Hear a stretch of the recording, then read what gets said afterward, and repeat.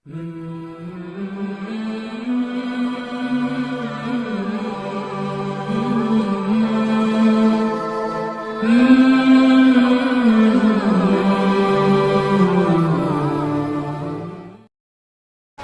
کا طریقہ کیا ہے؟ ہمارے یہاں کیا ہوتا ہے؟ لڑکے کی بارات جا رہی ہے، بارات 300 آدمی جا رہے ہیں صاحب، گاڑیاں 100 150 200 آدمی جا رہے ہیں. سنیے گا منشا کیا اسلام کا. جا رہے ہیں، بارات میں جا رہے ہیں. حاجی صاحب کے بیٹے کی بارات ہے. حاجی صاحب سمجھ رہے نا؟ سعودی عرب گئے تھے حج کر کے، بہت سی ٹوپی ووپی لا کے سب کو بانٹا تھا انہوں نے. سعودیہ سے رومال بھی لائے تھے، ڈلا ہے لال رنگ کا رومال. حاجی صاحب نے شادی کے دن اوڑھا ہے، بیٹے کی شادی ہے، داڑھی پہ ہاتھ پھیر رہے ہیں، منہ میں پان چل رہا ہے. جرجیش صاحب پوچھ رہے ہیں حاجی جی آج تو ماشاءاللہ جوان لگ رہے ہو، کیا بات ہے؟ چہرے پہ بڑی رونق ہے. تو بیٹے کی بارات جا رہی، میرے بیٹے کی بارات جا رہی. اچھا بارات کیا ہوتی ہے معلوم ہے؟ بارات، یہ بارات کا تصور کہاں سے آیا؟ 100 150 200 سال پہلے جب ہمارے ہندو بھائیوں میں جب وہ اپنے لڑکے کی بارات کسی دوسرے شہر میں لے جاتے تھے تو ڈر ہوتا تھا کہ کہیں لوٹ نہ جائے قافلہ، کہیں یہ لوگ اکیلے اگر لڑکا لڑکی شادی کر کے آئیں گے تو کہیں لوٹ نہ لیے جائیں، سونا چاندی زیورات لوٹ جائیں. تو ایسا نہیں ہوتا تھا. پھر وہ لوگ 100-50 آدمی کو لے کے نکلتے تھے گھوڑوں پر، جو بھی چیز ملتی تھی اس پہ جاتے تھے دوسرے شہر، اور وہاں سے لڑکی کی ودا کرا کے اپنے ساتھ لاتے تھے تاکہ لوٹے نہ جائیں اور قافلے والے سامان نہ لوٹ لیں.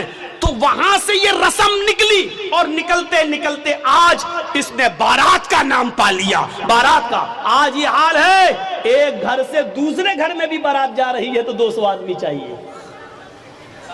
ان کو بارات نہیں کہنا چاہیے. سچ پوچھو مولانا جرجیس کے حساب سے تو ان کو چور کہنا چاہیے، ڈکیت، ڈاکو. یہ باراتی نہیں ہے، ڈکیت جا رہے ہیں، ڈاکو. لڑکی والے کے گھر ڈاکہ ڈالنے جا رہے ہیں. وہاں جا کے بیٹھ گئے صاحب جیسے ان کے باپ کا گھر ہو. اب غریب لڑکی والا بیچارہ وہ ان کو اچھے سے اچھا کھلا رہا ہے. وہ جانتا ہے کہ اگر کھانے پینے میں تھوڑی سی بھی کمی ہو گئی تو زندگی بھر میری بیٹی کو تانا مارے گا. یہ پورا سماج جتنے آئے ہیں، یہ چور، یہ ڈکیت، یہ سب تانا ماریں گے، دیکھو اس کے باپ نے ایسا کھلایا، کوئی عزت نہیں کی ہے. تو بیچارہ وہ ان چوروں کا پیٹ بھرنے کے لیے ان ڈکیتوں کا حلق تک ٹھوس دیتا ہے، لو کھاؤ، پہلے ناشتہ پھر کھانا، یہاں تک ٹھوس دیتا ہے اس کے صرف اس لیے کہ میری بیٹی کا گھر بس جائے. جبکہ اس کا قرض ادا کرنے کے لیے بیچارہ سالوں سال اس کا بیاج دیتا رہتا ہے لیکن قرض ادا نہیں کر پاتا ہے. یہ کون سوچے گا؟ ان غریب لڑکیوں کے جو ہاتھ پیلے نہیں ہو رہے ہیں یہ کون سوچے گا؟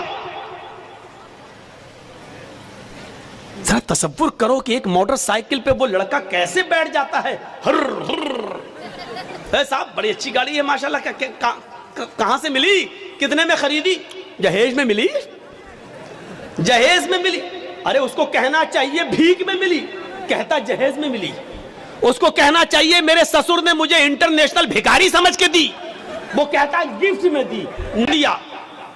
بھیک میں دی، اس کو گفٹ کہہ رہا ہے، گفٹ. ارے نام بدل دینے سے حیثیت نہیں بدل دی جاتی ہے.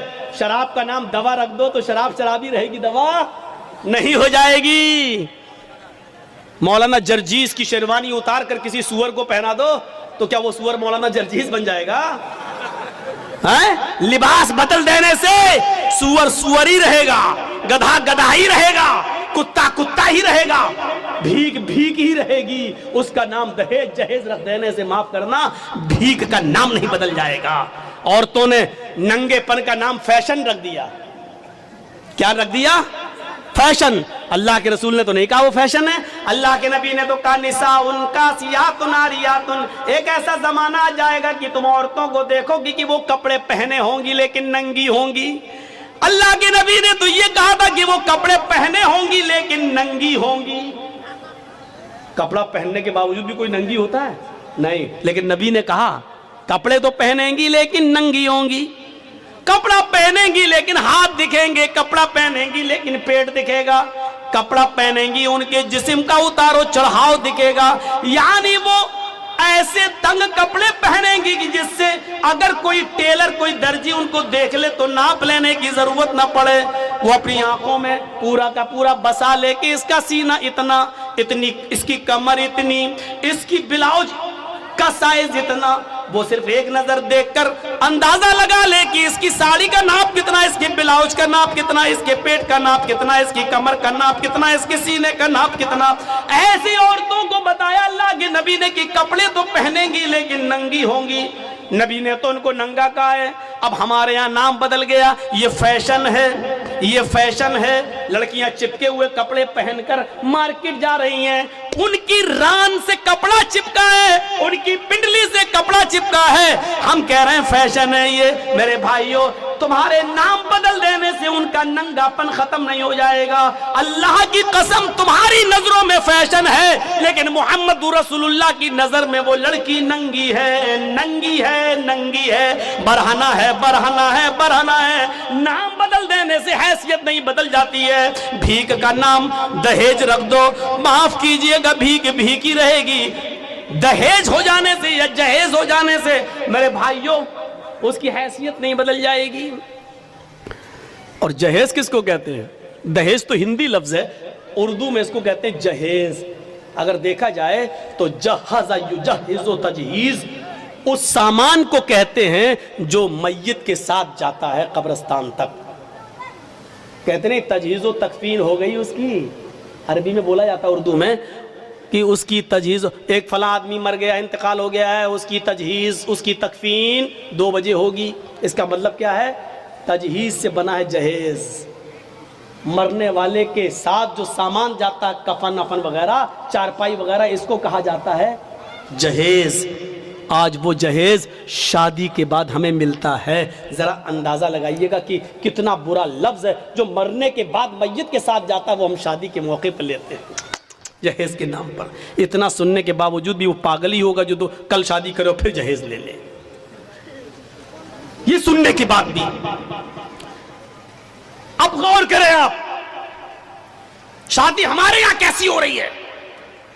پہلے باراتی پہنچ گئے، اب چلو چور و ڈکیت کہہ دیا کافی ہے، اب باراتی کہہ دے رہا ہوں، بار بار برا نہ لگے۔ پہنچ گئے، ہو گیا سب۔ لیکن اللہ کے رسول کے زمانے میں شادی کیسی ہوتی تھی؟ وہ سارے واقعات آپ کے سامنے ہیں، سنے ہوں گے۔ ایک عورت اللہ کے نبی کے پاس آئی اور کہنے لگی کہ اللہ کے رسول، میں آپ سے شادی کرنا چاہتی ہوں، انی احب لک، میں اپنے آپ کو ہبہ کر رہی ہوں۔ تو اللہ کے نبی صلی اللہ علیہ وسلم نے کیا فرمایا؟ اب مجھے ضرورت نہیں ہے۔ وہاں ایک صحابی بیٹھے ہوئے تھے، فوراً کہنے لگے اللہ کے رسول اگر آپ کو ضرورت نہیں ہے تو میرے ساتھ کروا دیجئے اس کی شادی۔ کوئی بری بات نہیں کہی انہوں نے، میرے ساتھ کروا دیجئے۔ اللہ کے نبی نے کہا تم کرو گے؟ کہا ہاں مجھے ضرورت ہے بیوی کی۔ اس عورت سے پوچھا کہ تم اس کے ساتھ کرو گی؟ اس نے کہا آپ کے لیے آئی تھی، اگر آپ نہیں کر سکتے تو اس کے ساتھ کر دیجئے، مجھے تو گھر بسانا ہے۔